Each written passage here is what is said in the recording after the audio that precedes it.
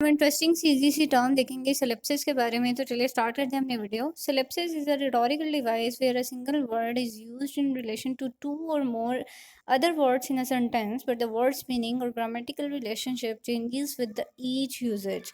यानी कि ये बहुत ही प्लेफुल और बहुत क्लेवर और अनएक्सपेक्टेड इफेक्ट क्रिएट करता है वर्ड्स के साथ। It means not you are just playing with the words to create a very very vivid description, to create a very unique expression.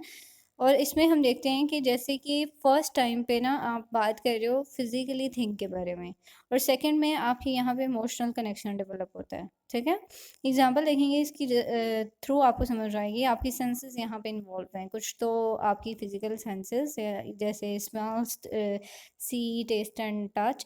और दूसरी बात यहाँ पे आपकी इमोशनल कनेक्शन होगा। जैसे एग्जांपल देखते हैं, she lost her keys and her temper. Lost her keys यानी लॉस्ट का वर्ड यूज हुआ, it is actually used first in the misplacing of key, and second in the sense of losing control of temper. ठीक है, तो second यहाँ पे emotions का था, इमोशन उसने लूज कर दिए, और first thing was actually about the physical thing that is keys. एक और हम एग्जांपल देखते हैं, he open the door and his heart to forgiveness. यहाँ पे देखें the word open is actually used in the first sense of physically opening the door, and then metaphorically in the sense of being receptive to forgiveness. और second में वो forgiveness के लिए use हुआ, and that is actually emotional again. और first में आपका जो था वो फिजिकली, एंड सेकंड में metaphorically.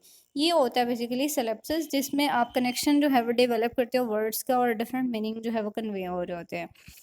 So it was interesting concept. If you have any question, any ambiguity, you can ask me in the comment section. So till now, goodbye and take care of yourself.